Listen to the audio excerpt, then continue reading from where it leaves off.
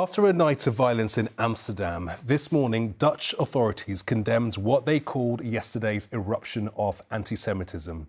Israeli football fans in the Netherlands for Maccabi's Europa League game against Ajax were attacked and assaulted. 5 people ended up in hospital. Police say they've made 62 arrests following incidents they say on both sides. Violence involving fans before and after a football match is nothing new. But the Dutch authorities accept that what happened in Amsterdam last night was more than hooliganism. It was anti-Semitic and political. For the children!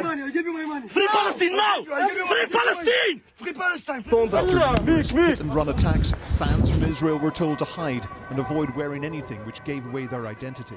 Seems like it was organized. There was a lot of people. They saw everyone in yellow, they jumped on us, they stabbed people, they beat them. We were really afraid to even come to the airport. We didn't use taxis. We didn't use the public taxi. We started to make phone calls to people we know to pick us up. It was very scary. The Israeli fans had gathered in central Amsterdam ahead of the match between their team, Maccabi Tel Aviv, and the Dutch side Ajax. Like other Israeli clubs and the national team, Maccabi play in UEFA-organised competitions against European sides to avoid clashes with neighbouring Middle East countries. We're a Jewish football team wearing the yellow and wearing the Star of David, and clearly this was nothing to do with Ajax fans. We have a great collaboration between the two clubs and there's a synergy between the fans. So clearly this was something where our fans, because of their Jewishness, were clearly targeted. But the Israeli government was critical of the Dutch authorities' handling of security arrangements. The war in Gaza has heightened emotions, but a pro-Palestinian march was held to coincide with the match.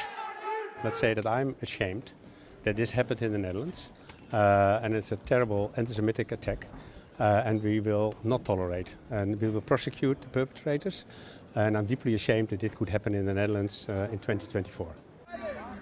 But some in the Netherlands said the violence was at least partly provoked by Israeli fans, who were pictured tearing down Palestinian flags. Others were recorded chanting in support of Israel's military forces and shouting anti-Arab slogans.